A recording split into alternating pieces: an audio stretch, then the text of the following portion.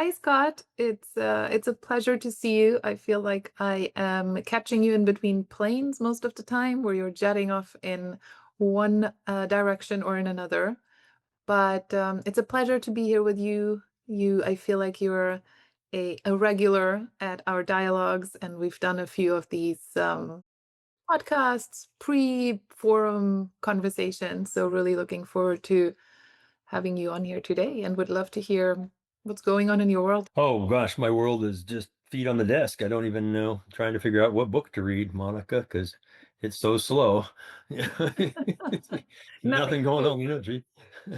I was in DC twice this week, Monday and went back to Houston, and then Wednesday, talking with assistant secretaries in Energy and Interior, and visited with the new head of the National Petroleum Council. Had a good visit there, and then the new head of the USGS, and just kind of figuring out what's happening across the space on resources and energy and our environment.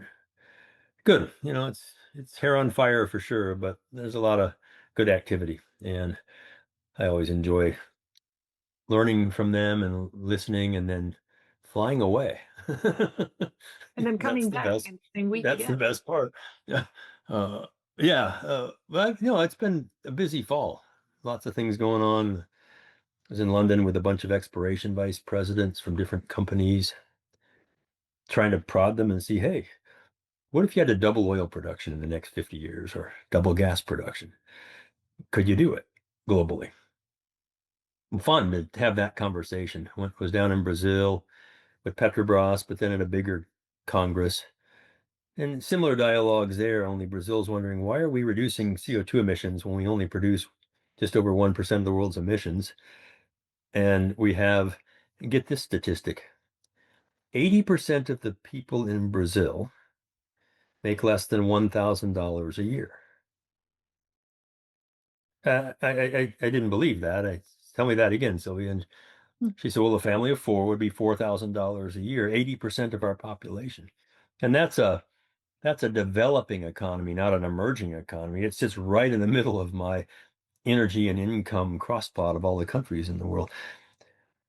So the reality out here in the world is that people need secure energy, and the whole world is getting this now. They understand it.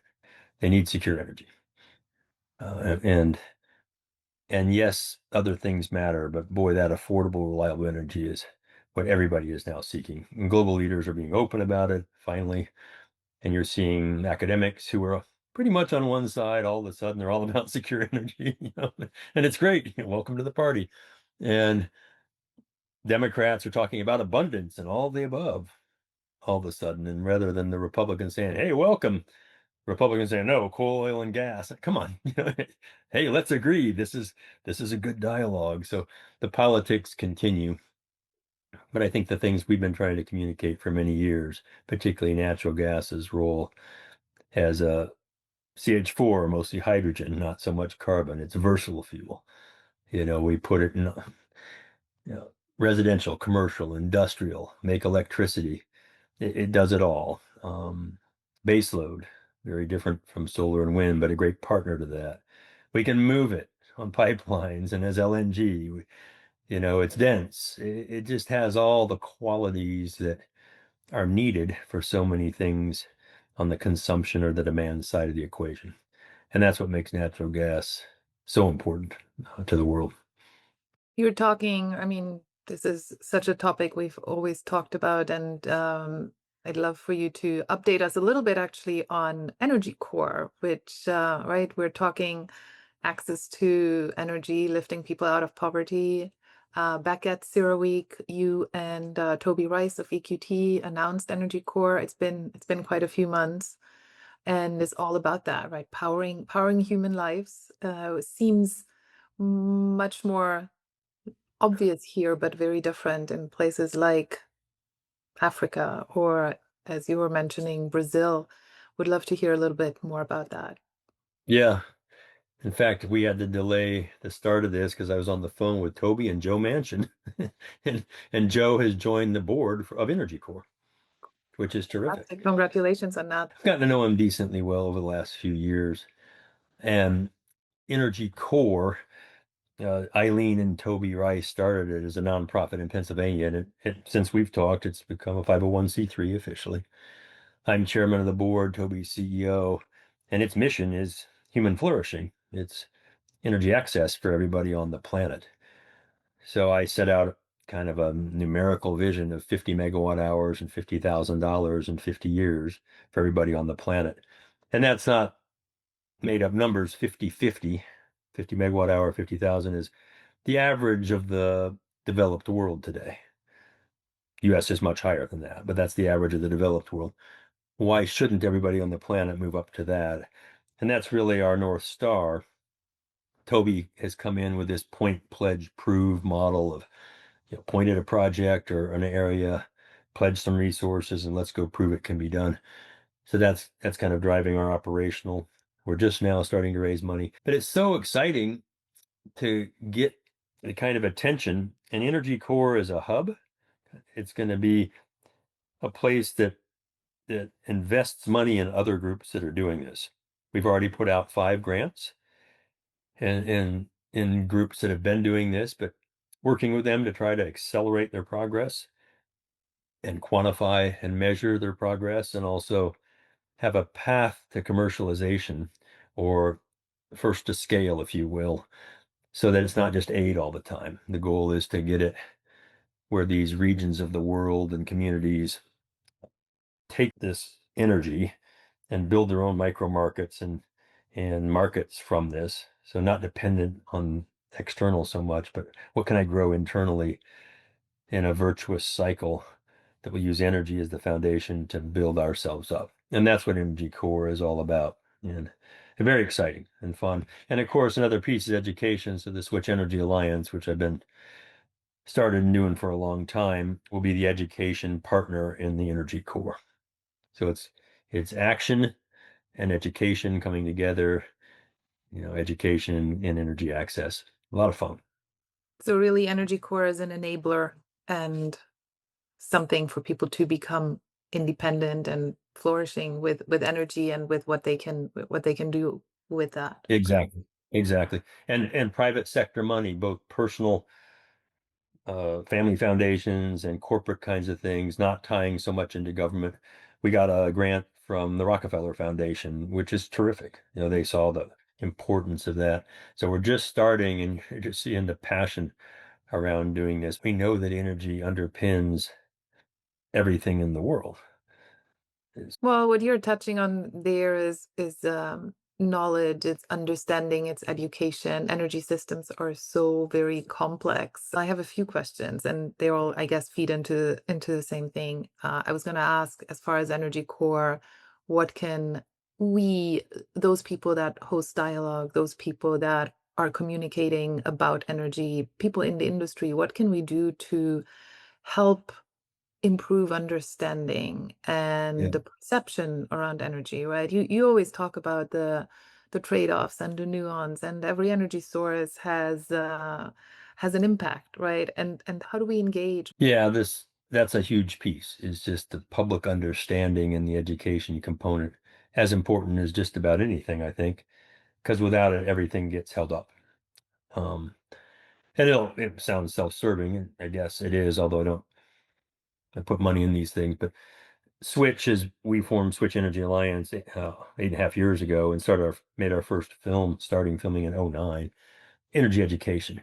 And the Switch Energy Alliance is really out there now, both in 4th through 12th grade, the Switch Classroom. We're on campuses with the case competition happening right now. We have 27 countries and over 200 teams of kids from around the world participating in energy poverty. We've got, of course, the PBS show that I host, the Energy Switch, filming season 9 soon in February. 2 really high-level guests on every episode, 110 million households, and deep dialogues. They don't agree on everything, and that's the point. Um, and then our 4th pillar is professional. We're forming Switch Academy to help educate professionals on these kinds of things. Join the alliance. You know, gifts help, but participate as a judge, or go to a classroom with your kids and and use our materials and give a little lecture or a scout troop or a church group, civic group, whatever. The point is, it's a contact sport. It's a full contact sport, this education business. Or if you're not there, somebody else is, and they're telling them things that are not factually complete. So the biggest thing to do is engage at whatever level you can in this dialogue with good information.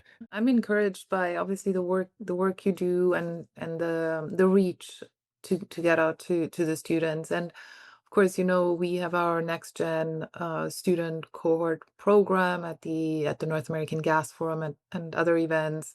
Williams is sponsoring the student cohort. We're always incredibly looking forward to that. And frankly, I'm encouraged by who we are including, because the students who come really want to be part of this. And we've seen some people who never wanted to go into energy, and suddenly they are considering it, and then they are Yeah. creating great careers. And I actually just mentioned this yesterday. I said, you know, every student that decides to move into an energy career instead of somewhere else is a collective win for us as an industry. Yeah. In fact, I'm going to give you big props. Last year at the North American Gas Forum, I was interviewing Toby Rice on stage, and some of those students asked questions, and one said, "How can we get involved?" And my answer was, "Well, we need to form a core, a CORPS, a core," because we had looked at Switch Energy Core 10 years earlier and just didn't have the capacity to do it. And I remember she said, "That sounds exciting." So we go out in the lobby. He goes, "We just started something called Energy Core as a nonprofit in Pennsylvania." And I said, "You did?" Boom, boom, boom. And that led to what we were talking about earlier, that we're Look here. at the It's things that formed. happen at the North American Gas Forum. There it was at the North American Gas Forum, enabling conversations. There were two students there that I met. I think it was from Dartmouth Yes. last year. And I was talking to them and I said, "You're here from Dartmouth?" They said, "Yeah." I said, "Did you tell anybody you were coming here or did you have to sneak out?" And they go, "Well, we kind of told some people, but we're kind of quiet about it too. You're at the North Lost some American friends. Gas Forum. And now I bet this year, I bet it's a little bit better. We're starting to see the practical reality hit. I call it the radical middle, you know that, have for decades, but people coming into this space and realizing that all these different partnerships matter. Look, coal is good for some things, and that's why the world continues to use it. It's still going up. Here's a funny slide I show recently, just did it. You'll hear solar and wind are growing faster in China than anywhere in the world. And that's completely factual. In fact, remarkable acceleration. They bought the supply chains, they process the metals for the solar panels, wind turbines, and batteries to back them up. So true, growing faster. And then I'll say something like coal and oil are still growing a lot in China too, and people shake their heads. So then I scale the two curves together, and it turns out in the last 20 years, the consumption of energy from coal and oil in China was more than solar and wind, even after all that solar and wind growth. These things are both true. And that's the challenge, I think, is we're picking these points that we want to use to emphasize and then kind of ignoring other important points. And we can no longer do that. We have to understand the challenge of scale. So these partnerships, both human partnerships and energy partnerships, are vital to a secure energy future. And the sooner we realize that, the better. Mary Landrieu, former senator from Louisiana, has something called Natural Allies, and they're trying to bring solar and wind and natural gas together and show people these make good partnerships. Enough of the silly fighting over which one is going to be there forever. They both will. So let's go. They have different purposes. We talk a lot about the great things that are happening with Switch Energy Alliance, with Energy Core, the things that are encouraging us, generally speaking. I'd love to hear, maybe on the flip side though, what concerns you, and what could we, from all the things you've seen, from the public conversations, how all of this is evolving, even the conversations we have within the industry. What are some learnings? What really concerns me is fear. I think fear, it's a remarkable demotivator, and it stops progress. I was trained to be scared of nuclear bombs as a kid. I grew up in the Cold War, you know. And so in kindergarten, they scared the crap out of us. We'd get under our desk and hide as a drill every day to practice for a nuclear attack, because I just knew that would protect me from a Mm. nuclear bomb, I guess. But then now, fast forward, kids aren't scared of nuclear anymore. They really are not, and that's good. They shouldn't be. Nuclear fission and then fusion, not that far away, are going to be a huge part of our future. But kids today were trained to be scared of climate and climate change to the point where they determined and were told it was an existential threat to humanity, and not in 1,000 years, in 10 years or 15 years. And the science just doesn't support that. The IPCC is the leading scientific body of collecting climate science, and their reports, the deep part of the reports, are great, especially Working Group 1, which really is the science group there. And they've summarized all the weather impacts, extreme weather impacts from a warming planet, 1.2 or 3 degrees C so far. And they do a very honest job of it. They show with a high level of statistical certainty, 90% or more, what has actually emerged from historical norms and all these big weather things, hurricanes and droughts and forest fire weather and all these kinds of things. And it turns out very few have emerged from normal. And it's not flat. Normal has a lot of chatter, and so does the present. And then even the forecast with the most extreme temperature scenarios don't show that much emerging. So I think fear has been it's just been an inhibitor for young people. They're in the West, Western Europe and US, you see them with more depression. You see them not wanting to have children. Studies are showing suicidal. Eh, And this to me that's my biggest concern, is the lack of honesty about the importance of climate and the things we need to do, and say to young people, look, we've got time. There's time to do these things well and blend it in so that we can balance the trade-offs between energy security, economic security, and environmental security, my favorite triangle, the three E's. To balance those and look in the trade-offs, it's an optimization problem with so many things, you can't have it all. So that's my concern, is the fear. My hope is getting out of that fear and engaging voices and young minds in addressing this great challenge. And I think we will. I think once they get the information, and they have so many more tools at their disposal, knowledge at their fingertips and access and technology, that they'll figure this out. It'll be fantastic. We'll work on that. So before I let you go, I'd love to just talk for a minute about the North American Gas Forum. You've been keynoting the event for a long time, and I know the conversations always flow referring back to what Scott started in the beginning. What do you see as the value of participating? And second question, what are some of the conversations you hope to advance there Yeah, forward to? yeah. I think it's very valuable. And you don't pay me to say this, so full disclosure, this is no conflict here. Uh, no, I think it's valuable. You bring industry together, which is important, but academics in the room. You bring some media there. You certainly have government folks in the room. So you're starting to have the kinds of conversations that have to happen. That's important.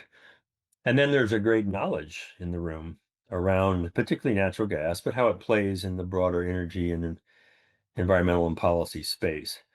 So it's a valuable thing to attend, and you leave enough space usually for some dialogues to happen outside of the room and in other ways, not just listening all day long. Yeah. Well, Scott, always a pleasure to talk with you. Thank you for sharing some of your thoughts. I'm very excited to have you back with us at the North American Gas Forum. It's good to see you, and we'll see you soon.